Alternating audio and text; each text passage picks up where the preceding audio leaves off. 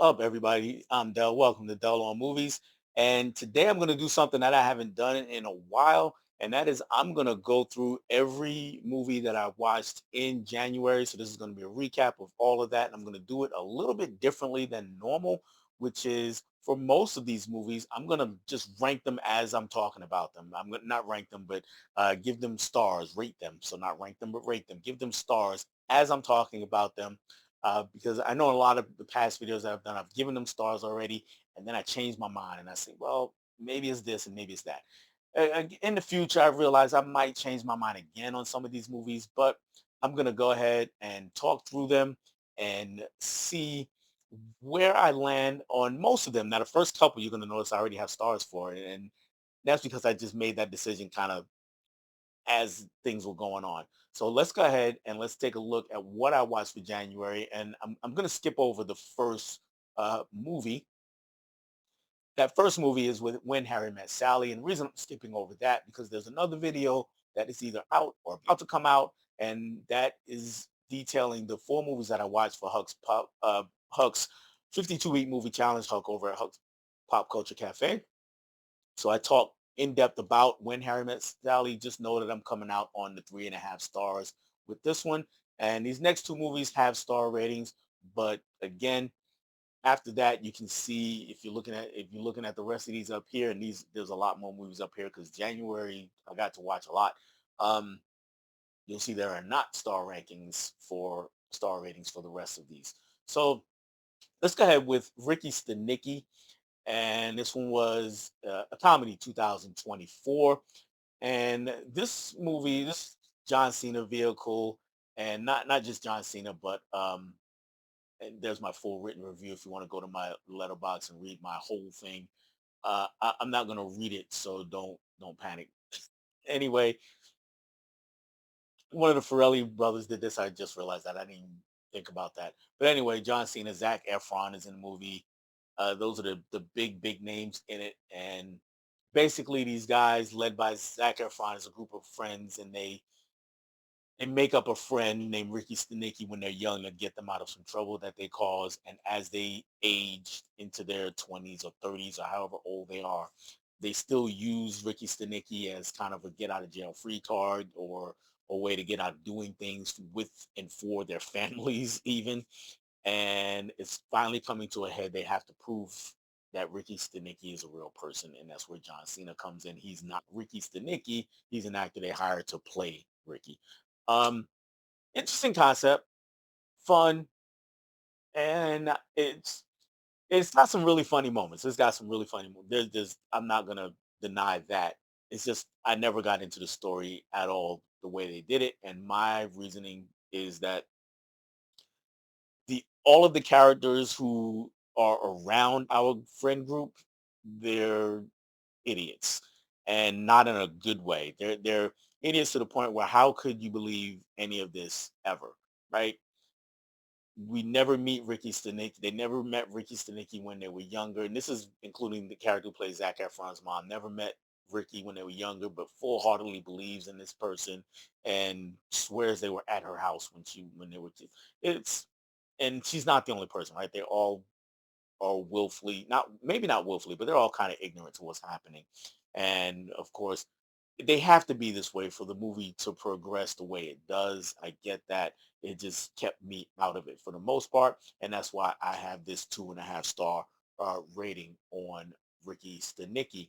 The next movie is let me go back again. And there we go. The next movie is The Long Walk.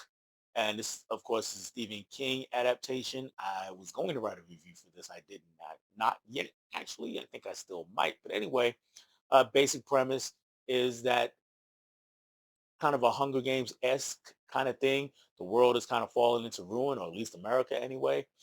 And to make a bunch of money and become a superstar and have the world at your fingers. You have to win the long walk, and basically you're a tribute, just like in Hunger Games, volunteers a tribute. And I'm mentioning the Hunger Games a lot because that's the one that most of you know, even though this was written way before the Hunger Games, the book was anyway. And what the walk is, basically, you're just walking across country or walking. until the last person is standing. As you drop out, you don't necessarily just drop out. If you cannot keep up the pace of walking, you are shot and killed right there on the spot. So that's pretty tough to deal with. And I wasn't sure how the movie was going to work because I get the premise, but I was like, okay, just watching them walk though, how interesting are they going to be able to make this? And the answer is very interesting. It is really interesting. The cast is magnificent, and they sell the movie. The material is there. They can do all the material is there, but if the cast is not right, if the cast doesn't work, this movie falls apart because it rests on their shoulders. And you can see the picture here, the main cast basically, and you can see the military back here following them. And yeah, when someone stops walking, they immediately approach that person, give them a warning, and then they shoot. Yeah, it gets a little wonky every now and again. It's inconsistent how that how much of a warning and how much leeway you get. That's a little inconsistent, but for the most part, it holds. And the movie is just it's intense, and I enjoyed this movie from start to finish. And what the face you can't make out back here is this is Mark Hamill, aka Luke Skywalker, and he is a villain, and he is an amazing villain in this film. And he is another reason. Of course, he is part of the cast, but he is another reason that the movie works because he has instilled fear in these guys that you can see on the screen, and he's also instilled some fear in us because we come to really know these guys. We're really attached to these guys, and we're afraid of what will happen to them. And all of that's possible because of Mark Hamill's character. And the end, pretty much icing on the cake for me. It was a fantastic ending, and you know, I'm even going to go up to a 4.5 stars on this one. One of my favorite movies that was released in 2025. I'm going to change. I put out a list on Instagram of my top 10, but that's going to change. But The Long Walk will definitely be appearing on that. So 4.5 stars for me. Ignore the alert over there. 4.5 stars for me, and let's move on to the third movie. The first movie that I'm going to score as I'm talking about it. And this one is Elio. So Elio, uh, I hadn't really watched as many. I don't think I watched as many animated movies from 2025 as I normally would in a given year. So I was like, oh, man, I'm missing these. I gotta get this one in. And as you can hear, as you can see here, Elio, he's a kid, and yes, very active imagination is what it says here. And he just wants to go to space. He wants to deal with aliens. Lo and behold, he gets his wish. And basically what happens is he's spending time with them, and he's kind of an outcast here on earth and kind of an outcast there, and makes things worse. So I thought it was a really solid movie for Elio. I'm going to speed this up, by the way, for a lot of these movies now because there's a lot here. um but so I thought it really worked with Elio. I would not call it one of Pixar's best movies or Disney's best movies. I think it is a Pixar, not one of their best movies, but a good one. So I would probably say middle of the road as far as that group of movies goes. If it is it a Pixar? I think it is a Pixar. But I would say middle of the road if it is a Pixar, maybe bottom, maybe a little below halfway. So I'm still gonna go with the 3.5 star rating for Elio though. So I really did. All right, let me do it this. No, no, I'm not. All right, 3.5 stars for Elio. And that brings me to the next film. Oh, it did not do it. Well, did it do it? That means I got to hit this edit thing over here. Sorry, guys. But anyway, 3.5 stars for Elio, and then hit save. Yep, I can work Letterbox, even though I've had it for like 4, 5, 6 years. Anyway, that brings me to the Phoenician scheme. And the Phoenician scheme is one of the wildest movies that I saw that was released in 2025. Um, and that's the same for a Wes Anderson film. Actually, you know what? It's not. It's not. It's just a matter of whether or not he pulled it off.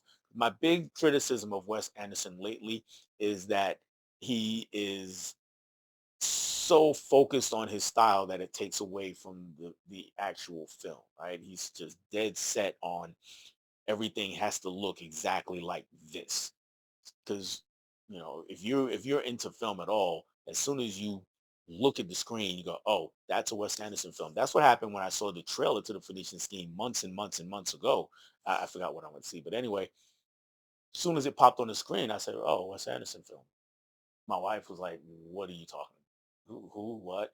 And I was like, "Yeah, it's a whole thing." So anyway, I wasn't too thrilled about seeing it because the last couple of Wes Anderson films I didn't like because it was just style over and no substance. Here he course corrected. Benicio del Toro plays a guy who's he's a wheeler and dealer at the highest levels, and he's defrauding and working with governments around the world, and he's making all sorts of money and all sorts of plans, and everybody basically is out to kill him. And so he's got to be extra cautious, and he wants to leave his fortune to his daughter. He has nine, I think, nine sons, but he wants to leave it to his only daughter. His only daughter doesn't even live with him. She's in a convent trying studying to be a nun, but he calls her back, and then the movie just goes from there. And Benicio del Toro turns in a magnificent performance, one of two that he turned in 2025.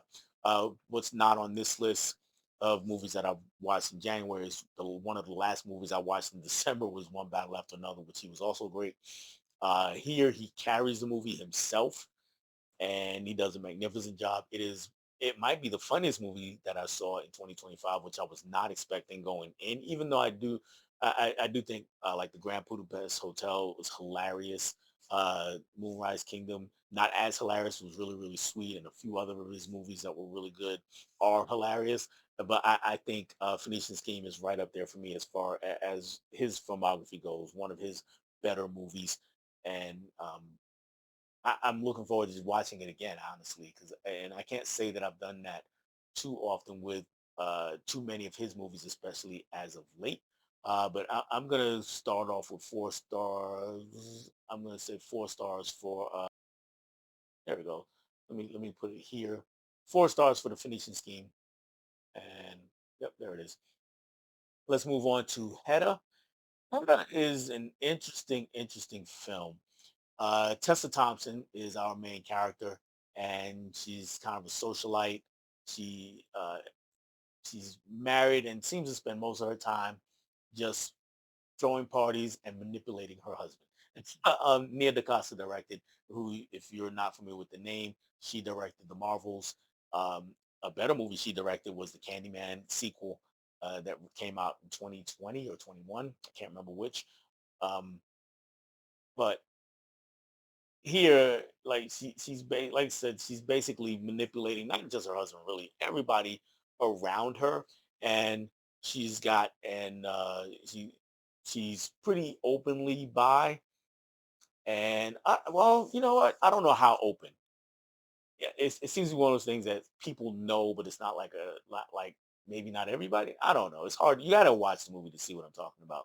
But and the reason I'm bringing it up is because she has an ex girlfriend who's coming over. They're having this great big party her husband is having, and he's trying to impress some even higher ups, even though they're already like super rich. But they're trying to impress some. He's trying to impress some higher ups even, and Hedda is kind of she's kind of bored with life and kind of gets off on manipulating people, like I said, and one of the things she does is she invites not one but two of her ex-girlfriends over, or and those two girlfriends exes also had a thing with each other, and one of them is married to another. I think they're both married to another the other men. It's it's hard to set up to tell everything without spoiling everything, but so you kind of have to watch it. And we got Imogen Poots, and I think that's how you say her name. She is one of the girl friends, and I believe Nina Hart's Nina blah blah blah blah blah blah blah blah. Nina Huss is the other one, and yes, she is. And we watch go through this movie and we watch Hedda basically puppeteering everyone throughout the movie, and then we have to, you know, does it come back on her? Does she get a comeuppance? Is there karma about this? And with Nia DaCosta being the director, there is some social commentary being made all throughout this movie. So it's one of the, it's almost like a episode of Real Housewives or something, but set a long time ago. I forget which decade that this is set in, but it's in the early 20th century, and that's relevant mostly because Hedda is a black woman. She's not passing for white like in the other some other movies of this era might be. She is clearly black, and no one is saying she's passing for white, but she's married to a white man. So all of that kind of plays into the story, and of course, all of the other things make it go. And I'm gonna go 3.5 stars on Hedda. Um, if that doesn't sound like your thing, don't watch it because you're going to be bored. It just so happens for me, I was quickly attached to the characters, so the works. Movie works for me, and that's all I'm going to say about Hedda. Let's move on to the next movie, which is Home Sweet Home Rebirth, and let me gotta make sure I get that all up there. All right, there we go. Home Sweet Home Rebirth. Whoa, wrong thing. Anyway, is I'm gonna actually have to refresh my memory from it, even though I remember liking this movie. It's weird. The gates of hell have been opened. I'm gonna read this quick synopsis. When the city is overrun with a demonically possessed crowd, a cop must find the source of evil to save his family. Okay, yeah. I'm remembering the movie, and it is. I'm kind of looking at a couple of reviews down here, and I'm kind of falling in line, at least with the star rating, of what's going on. And I remember having some fun with it. There are some fun things that happen, but as this review says here, yeah, the acting is pretty bad and it doesn't make much sense. It's pretty much true of this movie for Home Sweet Home Rebirth. I'll go with that same 2.5 stars. And my biggest evidence is that I had to remind myself what it's about. So take that how you will, and I keep doing that when I know I need to go into the other one before I go into the actual movie. And as soon as that pops up, and then the next movie is going to be Wake Up. Let me get there. 2.5 stars. And boom, there we go. All right. So Wake Up is the next movie. And for this movie, as it says here, a group of young activists set out to make an environmental statement by vandalizing a home superstore as it closes. And this movie it gets to be pretty wild at some points. Okay, so what it is, this group of people here, you can't see their faces because they're wearing these masks. Yes, they're environmental activists, and think of maybe The East. If, think of that movie, where these activists they're trying to be activists, but they're criminals on top of that, right? And not like I'm protesting and something is against the law and I'm disobeying the police as not that kind of criminal. They're just out and out criminals. So they're breaking and entering, and then they're vandalizing the store, and they've scoped out this place, but what they don't realize is there is some security that is working there, and these two guys that are working security are bumbling idiots and cruel. And basically, those two guys are working there and trying to take care of these guys themselves. They don't want to take care of paperwork. They basically want to kill them all and then sort it out later. And that's the crux of the movie. So a pretty fun watch. Um, I would say it has nothing much to say, even though it pretends to or wants to. So that knocks it down a bit for me, not because it doesn't, but because it pretends like it does. um, and really, it's just all an excuse for what is little more than a slasher flick. But that said, I still had fun with it, and I'm gonna go 3 stars for Wake Up. And as before this video is over, I promise I will get that right and actually just go back to here before I change anything. The next movie, as you can see up here, is going to be Tron Ares, and that is the third movie in the Tron series, and it's it's a weird franchise for me. I don't know about for you guys, but Tron Ares is a weird franchise for me. Um, the first movie is beloved, and I don't really like it that much. It's it's weird to the point where it's off-putting for me. And then the graphics, people say, it's groundbreaking graphics. Mm, I was there in 80, whatever it came out. I don't know if it was groundbreaking. It was kind of like let's take what Atari 2600 is and throw it up on a big screen. So maybe now Tron Legacy, that looked fantastic.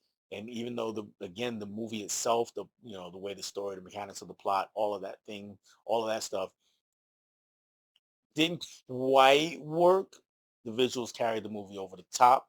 And that's pretty much what we have here in for Tron Ares, right? We at this point, our hero basically in the first two movies, um, Jeff Bridges, he is kind of sidelined for most of the movie, right? We got Jared Leto this time, and he's basically trying to make a program, and he's kind of trying to take over the world, and you got this other guy just trying to stop, that whole thing, right? And it becomes a cat and mouse thing, and we got some really really interesting uh, back and forths between them. We get a lot of the special effects. I think really really work. Again, the story a little bit wonky, doesn't quite work, so it doesn't elevate it to the height of greatness, but the visuals definitely pick the movie up some, right? It goes from it's cool to wow, I really enjoyed this because of how it looked. So style over substance. I was talking about Wes Anderson and how he does that, but style over substance works here. So uh, look at me, I stopped myself. But anyway, so Tron Ares, that's going to be a I'm gonna go with a 3.5 for Tron Ares. Just understanding that it is a movie where it's carried by visuals more than anything. So I will fully admit to that. Let's go up to the next movie, which is Together, and this is one of those ones where I was like, whoa, this is crazy. And when we got to the end, um I, I was like, wow, I really did watch something that I really, truly enjoyed. We get a couple here, and I'm looking up the actors because I forget the actors' names that were the main characters here. And they're well-known actors, actually. Alison Brie and Dave Franco. There you go. Alison Brie, Dave Franco. And this poster kind of gives some things away.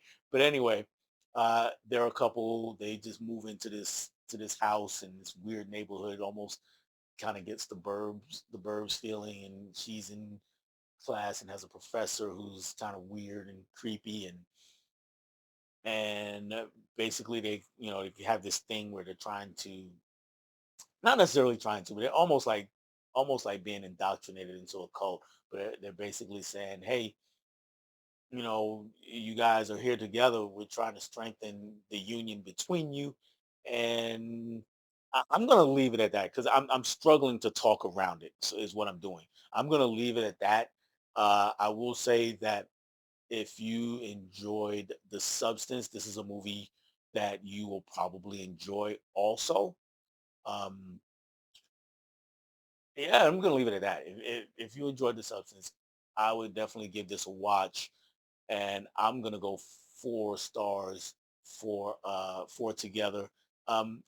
Even though I could go higher, and part of the thing is yes, what the movie does say at the end is probably not as deep as they wanted to, as they wanted to be. It's really just a shock value ending. Hurts. So I'm going to say 4 stars is one of the more enjoyable movies, even if I had to cringe several times watching it. Uh, Next is Don't Tell Mom the Babysitter's Dead. This was the remake, not the original. And here's the thing, guys. I'm gonna be real honest with you. The OG is not that good, and I know I can hear and feel some of you just clicking off the video right now. The OG is not really that good. It's dumb, just as dumb. So when I say that this is a bad movie and dumb, it's not really that far off from the original. It's just not. Um, I don't think they're so great. The big difference here is that it's a black family instead of a white family, and it really makes no difference almost. I mean, they have one particular character I'm going to use quotes because they blacken them up. He's a kid who's trying to be a rapper and he's trying to be an influencer and whatever. But anyway, um, we get a couple decent performances out of the movie, but it's nothing where I'm gonna watch it again, and I don't particularly go back to this is the main character who plays the same role, the one that has to find it, the older sister that has to find a job. If you're familiar with Don't Tell Mom the Babysitter's Dead, you know the story. Same story. Um, it's nothing I'm gonna go back to, right? I watched it and it wasn't good, but I didn't hate it. So for a movie like that, I I'm gonna go with 2 stars for to get together. Don't tell mom the babysitter's dead. I'm gonna go with 2 stars, and it looks like I can just do it here and it sticks. So I'm gonna do that. If not, I'll come back later because I'm with. And uh, drawing a blank on actors' names today. Josh Brolin. Good lord, how did I forget Josh Brolin? I'm looking dead at his face. But anyway, they're brothers. Um, Very clearly they're kind of like a pinky in the brain operation. And very clearly, Peter Dinklage's character is the brain, and they rob banks. Is what they do, right? That's at least what they did when they were younger. But Dinklage, as the movie opens up, is in prison, and Brolin is trying to get his life together. He's about to get married, and he wants nothing to do with that life anymore. But Dinklage gets out early, um, mostly because he's promised to perform a heist for a crooked corrections officer. Uh, that correction officer is played by Brendan Fraser, who's just over the top scenery chewing at its finest, and Glenn Close plays his mom. And when Dinklage's character gets out, he goes and pops up on Josh Brolin and is like, "Hey, bro, we got another heist to do. We gotta do something." And Brolin doesn't want to do it. Yada bada boom, bada bing, and movie goes from there. But anyway, it's funny. All right, it's strange. It's got some wild moments in the movie, and it's a little uneven, and mainly because I'm not sure just from watching from the outside, of course, I'm not sure if every actor approached it the same. And like Josh Brolin's performance is almost a little too earnest for the film. Like he's the straight man clearly in the film, but he's almost a little too earnest. And Dinklage, I thought Dinklage was great, and then Brendan Fraser was a little bit too much in the other direction. So it's a little uneven, but it's still a good watch, still a fun time. And I'm going to stick with that 3 stars. It's a movie I liked, but did not love. And as you can see, some strange things happening there. Glenn Close is their mom, not Brendan Fraser's mom. I apologize. Um, Her character is just is crazy. But anyway, we're gonna stick with that. 3 stars. Let's move up to Dreams is the other movie that I watched. Is the second movie that I watched for the 52-week challenge. I'm gonna go with 3 stars here for that too. If you want to see my more in-depth thoughts, again, check out that other video where I talk about those 4 movies. So there'll be 2 more here. Next movie is Predator Killer of Killers. And this was a blast. This was really a blast. It is the animated Predator movie. And basically we get to see Predators at different points in history, have a mini battle. So it's like vignettes here.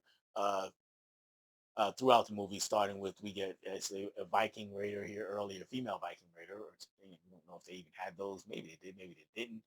We got a ninja later on. We got a World War II pilot at the end, and then they all have clashes with the predator, and it's just really really fun to watch. I'm going to stick with that 3.5. My one big drawback with the movie is, from time to time we get looks at the trophy cases and we get to see where these three characters are, and based on how those stories end and how the movies prior to this end, it's like, okay, how? And maybe I'm missing something or just not remembering something because I've seen all the other Predator movies, except for the other live action one they put out in 2025. But other than that, really fun time, really violent time. It might be, if memory serves, it is pretty easily actually the most graphically violent Predator movie. Again, I haven't seen the other the live action one that came out last year. I haven't seen that one, but this is just blood and gore everywhere. But it is animated, so keep that in mind.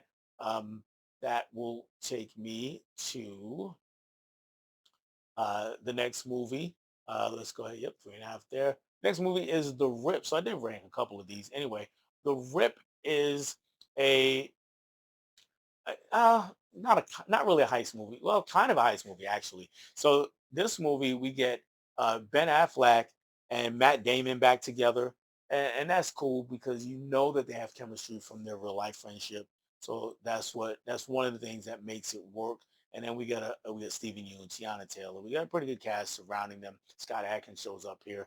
Um, Basically, what it is, we get these two cops, and they're I forget if their squad. Anyway, they're called.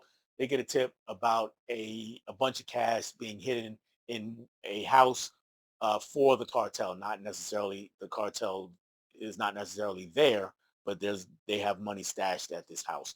And they get there, and there is a woman who lives there in this house. And after they get there, there's also phone calls from the cartel or someone who knows that they're there and is like, hey, you better get out of this house or otherwise everybody in there is going to die. And on top of that, we're not sure if, particularly if Matt Damon's character or Ben Affleck's character is crooked, because there are suspicions that one of them is actually there to take the money for themselves. So we get all of that going on. And the movie does an excellent job of keeping us there. It keeps us with the tension and guessing, keeps us guessing. We don't know, is Affleck's character dirty? Is Damon's dirty? Or when are these guys coming to kill everybody? How about the two ladies that account, Tiana Taylor and another young lady? How about those guys, Stephen Yeun? How about his character? Is he dirty? Because there's also questions about well, really about all of them at some point. And I'm gonna say this is strange for a Netflix movie. They pulled it off. They did. I thought this was a really, really good movie, and I'm gonna stick with that 3.5 that you can see on the screen for the rip. And that takes us to the next film, which is The Mist, and that was another movie that I watched for the 52-week challenge. 4 stars for The Mist. Let's move on to Neja. I'm going with Neja. That's the way I think it's pronounced. Anyway, this is a Chinese animated movie. Came out in 2019. Hey, I got it right, 2019. But anyway, in this movie, basically what it comes down to is that there are two babies that are going to be born. One is the harbinger of evil, and one is the angel of goodness. That's basically what it boils down to, without me going into a lot of details. The twist here is that the one that is supposed to be the evil child is born into a very good family, and the one who's supposed to be the angel is born into hell, basically. And we stick with Nisha. Nisha is the one that is born into the good family who's supposed to be an evil character, and they kind of keep him. I keep saying her, him, and the reason I say her, and I apologize to anyone who might be offended by that, is because every time when I first looked at the character, I was like, oh, that's a girl, and then I just couldn't shake it once the movie started and informed me that this was a boy. So if I do say it again, I apologize again. But anyway, Nisha is born into the good family. They live in this little village, and everybody knows about this, right? Not that this is who this character is, or at least enough people know. Um, and the other twist is the character is only supposed to live 3 years, so that's another thing hanging over this character's head. And they keep Mija locked away, and of course, as a child does, they get curious and want to explore things and see what's out there and have friends and do all of those things. And yes, that 3 year time lifespan means that Nija's growth is accelerated. So we spend most of the time with Nija a year after they've been born. But when you look at him, he's more looks like a 7 or 8 year old, right? So just keep that in mind. But anyway, eventually, of course, good and evil must clash, and we get an excellent, excellent film out of all of this. And this is, I saw it on Netflix. It's also on HBO Max, and I will be watching Ninja 2 shortly. I was supposed to watch it within the last couple days, but things happen. But anyway, Ninja 2, and one of the reasons I wanted to watch it because Ninja 2 is the highest grossing movie in the world of 2025. And so I wanted to watch Ninja first to before I bounced into that one and seeing what's all the hype. So I will be watching Ninja 2, and this movie was really, really good. And I'm struggling between 3.5 and 4 stars here. And you know what? I'm gonna go with four. I'm gonna go with four. So definitely highly recommended. I know on Netflix it is subtitles, and of course you have the option to make it dubbed. The HBO Max version, I'm not sure if this one is dubbed, but I know Ninja 2 because I started it and just didn't have a chance to watch it all, is dubbed by default. I do know that. I don't know if you can play it as subtitle. And let's move on to the next movie. Next movie is I'm going to talk about the next two movies together, actually. On Becoming a Guinea Fowl and Sorry Baby, because they tread similar ground. And I watched them back to back, not knowing that that was the case. And to be honest, if I had known that was the case, I would not have done so. Um, in On Becoming a Guinea Fowl, our main character, and this one is I think this is an African movie. I forget which country. I want to say Nigerian. I'm not. I can't remember. I think it's Nigerian. I'm gonna look and see if I can find out. But anyway, on Becoming a Guinea Fowl, yes, this is our main character. She's dressed up like Missy in the I Can't Stand the Rain video, apparently coming from a party, but we never really addressed this. So let me move past this. But the important part is while in this scene, this is the opening scene, she's driving home from this party. She's just leaving and she sees her uncle laying in the middle of the road dead. And so she calls somebody to come get him. She starts calling the family. And, as the movie goes on, we find out that the uncle was not a good guy. Many of the young women in his family were molested by him. And so there's a lot of things that are talked about in this movie. We talk about we talk about secrets, keeping secrets, harboring individuals who are doing bad things within the family just because they're family. Of course, this affects women and womanhood, and how these women are growing up and the things that they're expected to accept and not accept. And we also talk about the grieving process and how to grieve properly, because there in this family there is and in this in their tradition there is a certain way to grieve, and she does not do the things that she's expected to do during this process, and she's getting a lot of grief from her family. So it's a really good watch, but it's tough. It's a really tough watch. And right after that movie is over, I was this was another movie I watched on HBO Max, by the way.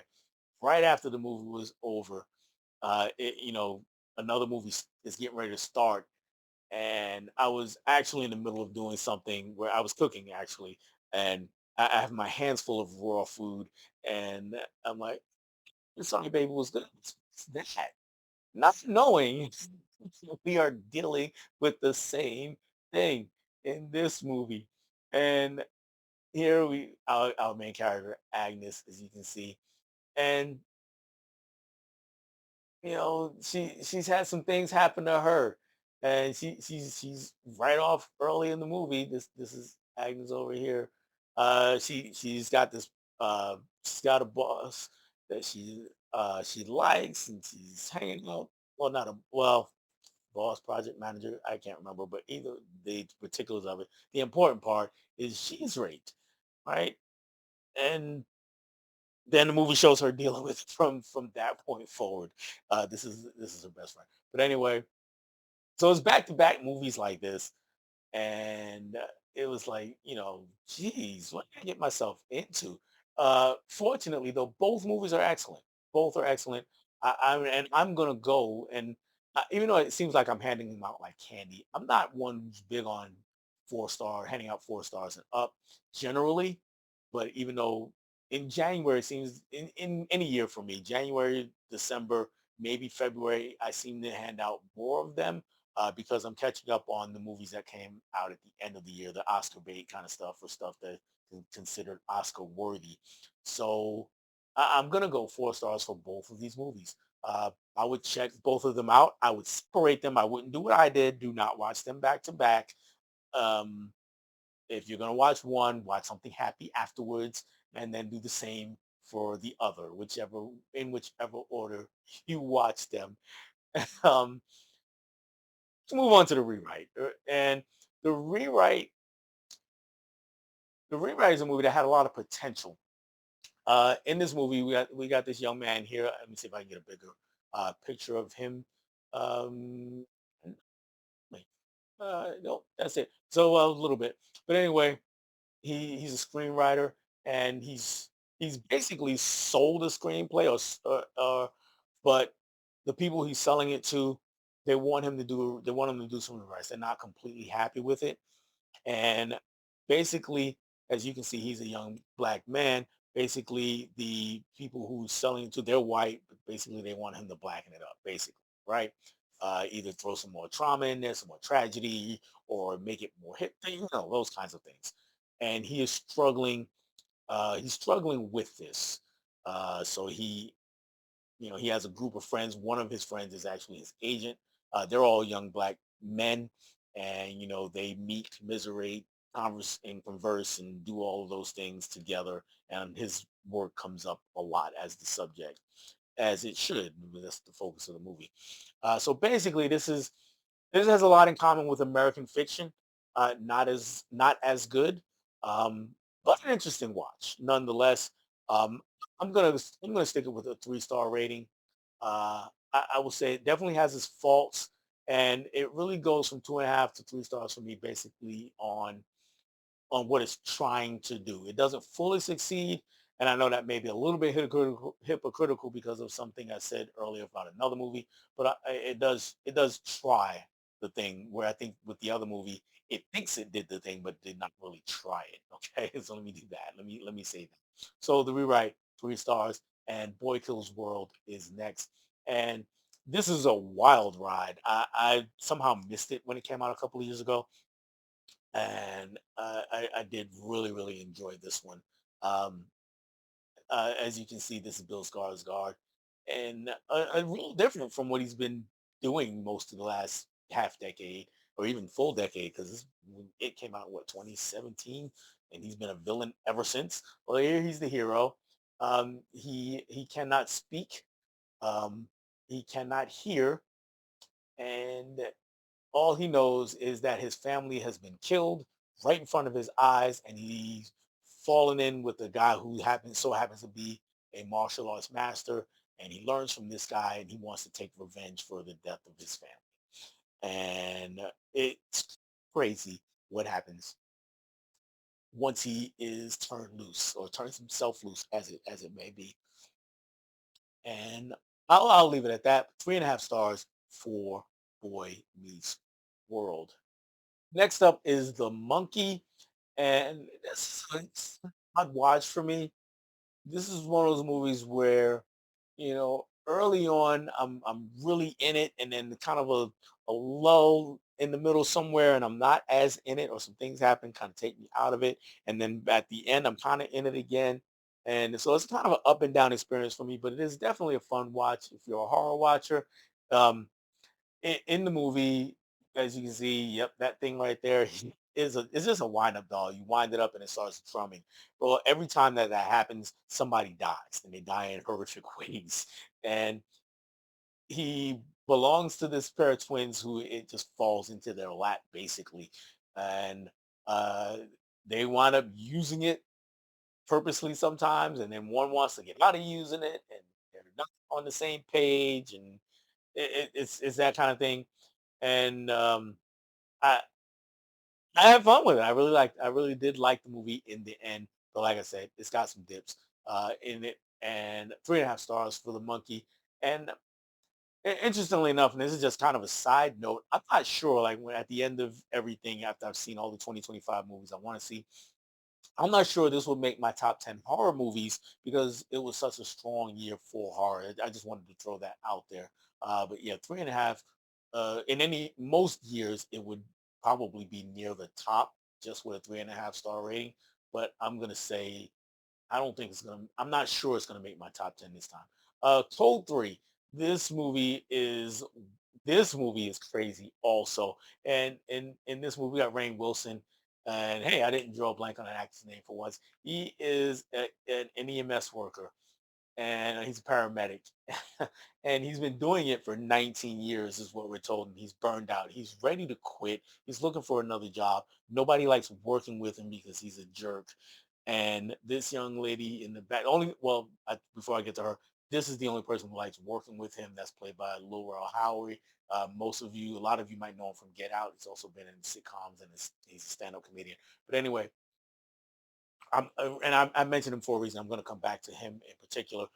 This young lady back here, uh, who Amy Carrero, she is she's a trainee, and she is put on the route with these two guys, and they just get into all kinds of crazy situations as paramedics probably do.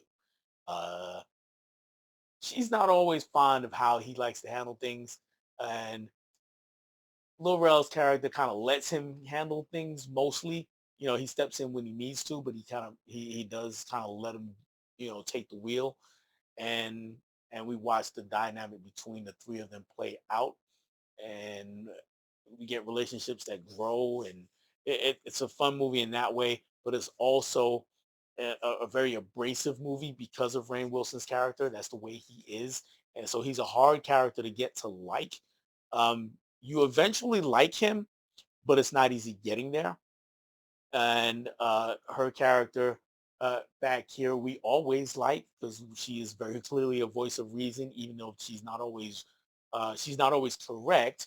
We realize that he doesn't know what he's doing, because that's kind of the push and pull between them, is that she doesn't think he really knows what he's doing all the time, and he has to prove to her that he does, and he does this several different ways. And it's a great performance by Rand Wilson, to be honest with you. It's really a good performance from him. And the big surprise for me was that we get a great performance out of Lil Rel Howery. Um, if you remember back to Get Out, he was really great in that movie also, but it was a character that was tailor made for his stand up persona. Right? If you're not familiar with his persona, what you got in Get Out is pretty much how he is on stage, and it worked. Here, that some of that's there, but there's a lot more depth to him, um, and we get some emotional weight from this character that I didn't think he had as a performer. I knew that Rainn Wilson had it, and he brings it, but he brings it in a way that's different. Right, like I said, he's a tough nut to crack. So I would definitely watch Code Three. Um, was this a Netflix? I think this was a Netflix movie also that I wanted watching. But I'm gonna go 3.5 stars on Cold Three. This is one of those movies that I could eventually go up to 4 stars. The more I think about it, and if I watch it again, um, just because it's that enjoyable, not because it's like technically perfect or anything like that. But I would definitely say check this one out, because it's a movie that I know not a lot of people have heard of that that came out. a few months back. So 3.5 for Code 3. And stop doing that. That brings me to Megan 2.0. And yeah, keen observers might notice that I just kind of rolled my eyes over this way. So Megan, let me go back to the original Megan. I was not like the hugest fan of Megan. I liked it. It was cool. Didn't love it. Wanted a little more blood and guts to it. But I was very curious to see what they were going to do with Megan too. I tried to avoid as much as I could uh, as far as spoilers go about the movie. But unfortunately, I could not. So I did have one thing spoiled for me. I'm not going to spoil it for you, um, other than the back end of that, which is that Megan 2.0 is much more of an action movie than it is a horror movie. And so it is. Honestly, I don't think it works. Let's do that. I just don't think it works. They tried, and you got some good things that are happening here. The story's kind of all over the place, and the character who plays the aunt, or um, I'm not sure how to take her in this movie. I don't like her. I don't like what they did with her as far as they kind of yada yada her whole situation. It's like at the end of the movie, the first movie, she did all these heinous things, right? She, committed all these crimes, even though she saves the day. All of it was her fault. So there's, things there's she has to pay for crimes that she committed. And they kind of, shot past that, yada yada it, and made her an activist and move on. So it just never sat right with me. And then for the rest of the movie, the other things that were happening, it was like it was like, you know what? I see what you were going for. There was a lot better ways you could have done this. And that's where I am with Megan 2.0. So for this movie, I'm gonna go with this is gonna be a 2-star rating for me from Megan 2.0. I thought I learned about the stars, by the way. I gotta get back here. There we go. Megan 2.0 is a 2-star movie. All right, next movie up is Miss 45. This is a movie I was going to watch for the 52-week challenge. I was gonna watch this one as a female-led action movie. Then I watched it, and it's got action, but it's much more Death Wish, right? Just imagine if you're familiar with Death Wish at all. Death Wish is the Charles Bronson movie, not the Bruce Willis one. Skip that one, but the Charles Bronson movie from the '70s. Um, his family is murdered and raped and all this other stuff, and he gets a gun, goes out into the city streets, and becomes a vigilante. That's basically what it is. Well, in this case, the victim is our main character, and Anna. And I'm reason I'm gonna look up here is because throughout the movie I had trouble understanding whether they were saying Anna or Jana or what Tana. And it looks like they're saying Tana. But anyway, that's not important. The important she's a character who we got another boy kills world situation in that she's not mute, but she doesn't speak much at all. All right. Actually, I take that back. She is mute, so she doesn't speak, and she's wronged, and she picks up a 45, and she just starts going out and blasting men. It's pretty much the Eileen Warnos story if Eileen Warnos were mute, and it's a pretty wild movie. I had fun with it in that grindhouse kind of way. It's not technically the best movie, but it's gritty, it's grimy. You kind of you feel a little bit icky as things are happening sometimes, and then you feel better when there's the revenge being taken, and then the end happens, and maybe you feel a little bit icky again, and you're just not sure. And so it's a pretty wild ride. And for that, I'm gonna go 3.5 stars from Miss 45. Just be prepared if you do watch it. It is a I mentioned Grindhouse because it is really a Grindhouse movie, and I'm going to turn away from camera for a minute because I'm going to grab it because this is a pickup that I had for the Arrow sale, and it's a great box set. You see one of those big chunky boxes, and inside here we get the thing, we get the movie, we get a big old booklet over here, we get a poster in the middle, and I'm not going to do a full unboxing. Um, I know some people have online you can find, or you can definitely find pictures of it, and that's because this video is already so long, guys. But yeah, it's a fun time if you're into grindhouse kind of movies. So that moves us from Miss 45 to the next movie, which is the Heroic Trio, and Executioners is the no, I didn't watch Executioners next. But anyway, Heroic Trio is a movie that I watched for the 52-week challenge. Again, check that video out. And I am going to go with it's a tough movie to rate. It's a tough one to rate. I'm gonna go with the 3 stars. I may change it to a 3.5 later. And So Torn is the next movie that I watched, so I didn't watch the sequel right away. I'll talk about the sequel in a bit. Soul Torn is an odd film. This character is not mute, and this is who I was thinking of when I was talking about Miss 45. This character is not mute, but she doesn't speak much for most of the movie. She's a pretty quiet, shy girl. She's a seamstress, and she can do some amazing things with a needle and thread. It's crazy what she does in this movie with that needle and thread. And as she's riding home one day, she's driving home, another one where the character's driving home. So she's driving home and she notices 2 men laying on the side of the road dying. It's a theme this month, I guess. But anyway, she notices 2 men laying on the side of the road. They look like they've had an accident of some sort. Uh, but they're arguing with each other and trying to get at each other. And the first thing we see is she takes these needles, she takes this thread, and there's a gun. There happened to be a gun in the middle of the road. They both seem to be trying to get at, but they're both badly injured.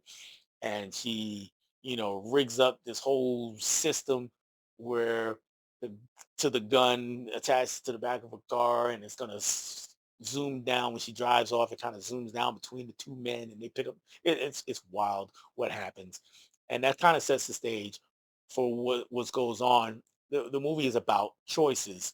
What choices she make? Okay, does she do with that, or as we get later on in the movie, does she call the police, or does she call someone else, or does she do this, or does she do that? And it's one of those movies where we go back and watch the same thing from a different vantage point. And in this case, I mean, every vantage point is hers. It's just that she's made a different choice. It's kind of like almost interactive, the way for people in my generation, those books were okay. If you want to see what happens if you do this, go to this page, and if you want to see what happens if you do this one, go to that page. It's kind of that thing in movie form, and I think it works. I really do think it works. It's a really interesting concept, the way they do it in the film, and we get some characters who show up, and we get to learn more things about them through the different scenarios, the way the scenario plays out differently. I would say several different times.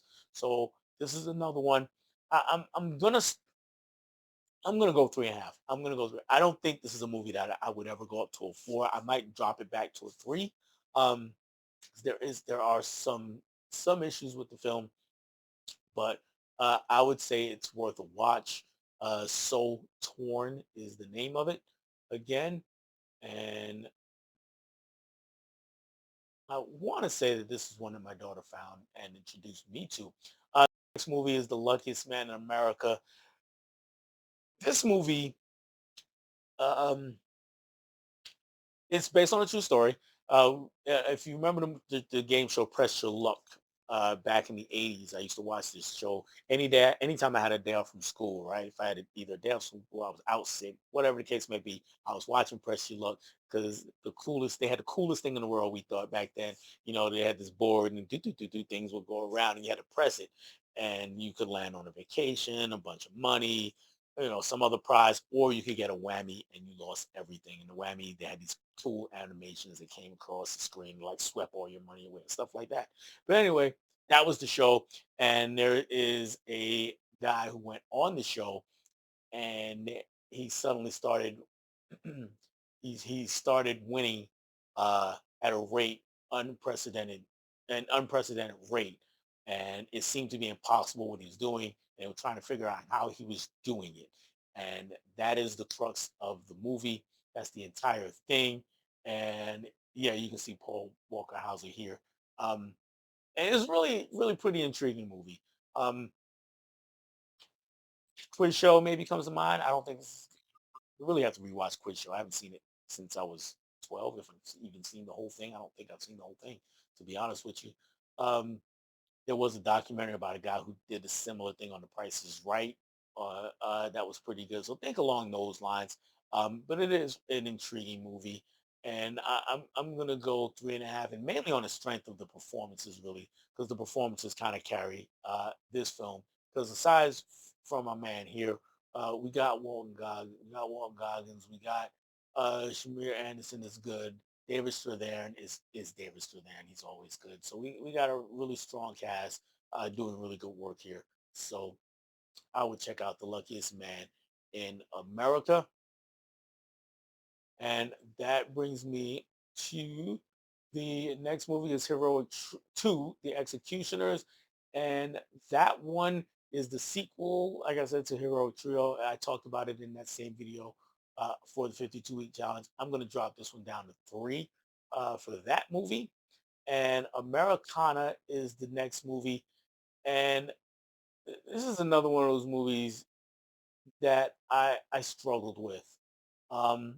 Again, we get Paul Walker Hauser in a movie, and this time he's with Sydney Sweeney, and they're they both have issues. um, Sydney Sweeney, she has a severe stutter. Her character has a severe stutter, and it's kind of made her an introvert and kind of shy. And his character is a he's a guy who falls in love with every woman he interacts with, pretty much. He goes on a date with a woman, and we meet him. He's preparing his proposal to another woman. He's going to propose to this woman, and we see he proposes to her, and then she's like, dude, we've only been on like 3 dates. This is crazy. And then he kind of, speaks a little more, puts his foot in his mouth, and she's like, all right, we're done. We're done. And we get the idea that this is a recurring pattern for him, right? He dates a woman. After a couple dates, he's ready to propose, and he's got this whole speech written out, and he kind of puts him off. He's the epitome of coming on too strong. And after this happens with this latest woman for him, he um he and Sydney Sweeney's character kind of link up because they start talking, and realizes that she realizes she's overheard some strange some things earlier in the day that we kind of heard part of. Basically, she's heard of a heist where someone is being hired to steal a jacket that is of great significance to the local Native American tribe. It is called a ghost shirt. I'm not going to go into why and all that stuff, why it's called that. But anyway, we got some guys who are hired to steal it from a collector, not even a Native American. The person who has it is a collector, and this shirt is known to be worth millions of dollars. Um, that shirt is stolen, and then local Native Americans, they get whiffed of this, and they're getting involved, and then we get uh, S- Sydney Sweeney's character, not Sydney Sweeney's character. I take that back. Um, what is her name? I'm drawing a blank on her name, but anyway, there's another female character who is um, who is the girlfriend of the guy who's hired to steal the shirt, and she's being abused by this guy, but has a son. Also, she's ready to leave him, but then she gets involved in this whole fiasco, this whole mess. So, Americana is a very, very, very interesting movie. Um, it it's comedic. I don't know if I would go so far as to call it a comedy, but dramedy is probably right best where it sits. And that's another one that I'm gonna stick at 3.5 stars. If I sound like a broken record, guys, I'm sorry. Um, these 3.5 stars for me. These are movies that I really found good, but I can't quite go to the next step and say that they're great movies, right? I think they're really good. Next movie's Troll 2, the sequel to Troll, of course. If you saw that one, that was on Netflix a couple years back, and that was a pretty solid movie. We get more of it here. Um, this time, there's a troll that they have in captivity, and they're trying to study it and find out certain things. And he wakes up, and then they want to kill it, and then find out that he wants to kill them. And that's not really a spoiler, because there's more to it than that. And I think the biggest miss of this movie is that it does a lot of good things, but the story is just kind of the story's kind of wonky. The mythology that they build doesn't really hold up.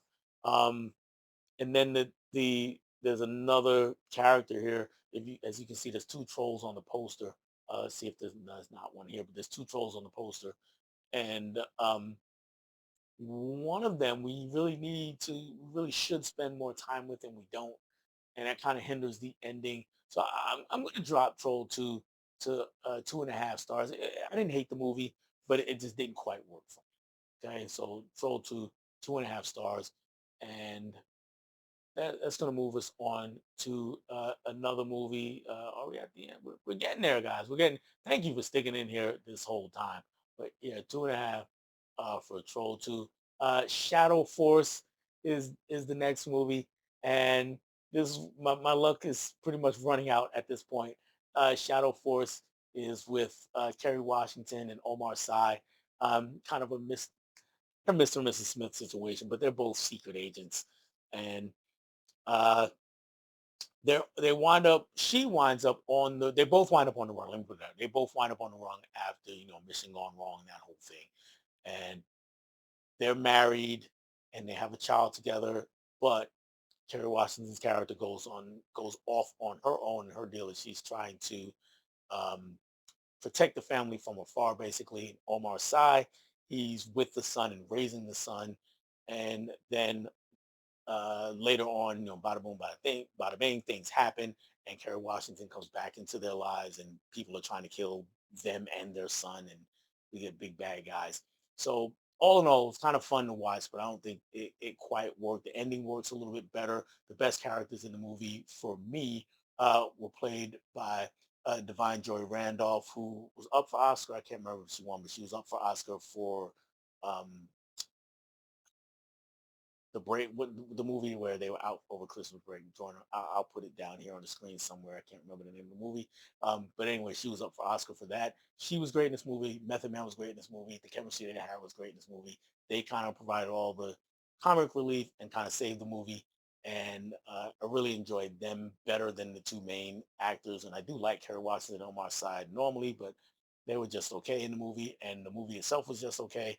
I'm gonna go with 2.5 stars for Shadow Force, and I am almost finally to the end. This is a long video, guys. So again, thank you for sticking in there with me. If you've made it this far, and we still got 4 or 5 movies left to go. Trouble Man is the next movie, and this one is a remake of a black exploitation era movie, also called Trouble Man. This one stars Michael Jai White, Michael J. White. I can't remember. I always said Michael Jai White. Method Man shows up here again, and he's actually good again. So he's turned into a pretty good character actor over the years. Orlando Jones is also in the film. Um, Trouble Man, he's kind of a fixer. People local people in his neighborhood, they hire him when they get in sticky situations. They pay him big bucks to help get him out of those sticky situations. He's not quite a private eye, so it's not quite Shaft. Um, but he does do some things because he has some skills. And in this case, we got a pop singer played by Lala Anthony. She's a big recording artist, uh, and she's gone missing, and Orlando Jones runs a record company, and he hires Michael J. White's character to find her. And of course, things aren't as easy as it seems. Where Method Man comes in is he is her boyfriend, and he joins the hunt for her. So I thought it was really funny. It cracked me up, but I get the feeling this is one of those movies where a lot of people are going to say it's bad. But I really, really enjoyed it, and I'm going to go 3.5 stars on Trouble Man. Next up is Box Cutter, and Box Cutter. There it is, 3.5 stars. Box Cutter is a movie a about a we got this guy who's wants to be a rapper, and he's one of those kids. He's making music on his laptop all the time, and he's working with a couple people in the neighborhood, and it turns out there's a showcase in the neighborhood where one of the locals who's made it big, he's coming back, and he asks his friend, whose friend has gotten invited to this thing. So his friend says he's going to hook him up and introduce him to the guy. But in the meantime, he has to go to work, and he lives in an apartment with his friend who's also like his agent, but they're struggling to make anything happen, and his laptop gets stolen. So now he's trying to hunt down his laptop because that's where all his music is, and then he's got to go back to all these other people who also have music that he's made because he wants it to put on a flash drive to hand it to the big star later on in the movie. And we get to watch him all the trials and tribulations of that journey between him and the young lady here is the sister of the guy who produces a lot of stuff for him, and they're not a couple. um we kind of get the idea that they like each other, but they're not a couple. And it's not a movie that's trying to push that. It is really focused on just their friendship, their platonic friendship, and uh the troubles that they're both going through, and I think the movie works with that. It does a really good job with that one. I'm going to say 3 stars for Box Cutter, but I could go to 3.5 later on. This is a movie I think I might go to 3.5. I'm just a little hesitant to do it now, so I will stick with that three. And Friendship is the next movie. Friendship is Paul Rudd is stars in this movie. And it is another interesting one. Tim Robinson is our main character though, and this guy here, he's married. Um, kind of set in his ways a little bit, and his wife actually encourages him to go out and find a friend. His wife is played by Kate Mara. There's a guy who just moved into the neighborhood, and it so happens that the Amazon guy or whoever delivers packages in their neighborhood delivered that guy's package to their house. So she's like, "Hey, go take the package over to him. You might actually make a friend, and you need a friend. You need to get out sometime." So he goes over there, and him and the guy do strike up a friendship of sort. It turns out the guy is a local weatherman, and he's also kind of a Renaissance guy. He's in a band, and he hangs out all the time. He's single, and our main character takes a liking to him. But just like in the other movie where I talked about someone coming on too strong, that's what this guy does. He really comes on too strong. He just pours it on, and it gets to be kind of off-putting. And we get some ins and outs of whether what what we're seeing is really happening by the end of the movie. And I'll let you be the judge of that when we get to the end of the movie. And it's a little odd because the movie actually opens with Kate Mara's character being in a pretty tough situation, and when you watch the rest of the movie, it's like, oh, that might not make the most sense. But what we get is we get really good performance out of our two gentlemen here, and actually Kevin also. So Paul Rudd is just Paul Rudd. He does what Paul Rudd does. So I'm not gonna say it's a great performance by him. It's a Paul Rudd performance, but this guy here, he's pretty good. Kate Mara's pretty good, and I'm gonna go back to my old trusty 3.5 stars for Friendship, and that's gonna bring me to the last movie that I watched in January. And this is what happens, guys, when we get snowed in. I get to watch a lot of movies. So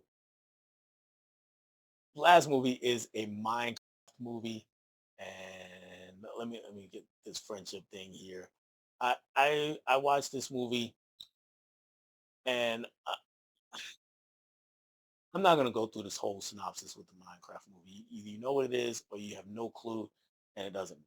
Because I'm gonna say I'm not in the target audience for Minecraft. I've never played the game. Yes, a lot of you out there know that I'm a teacher and I teach young kids, and a lot of them play the game, and I've seen it played, but I've never played it. So I'm not familiar with all the ins and outs. All I know is it's a world building game, and that's what the movie kind of portrays. It's just it's just the way they did it. It just did not work for me at all. As a person who's not played it, it didn't do anything to draw me in.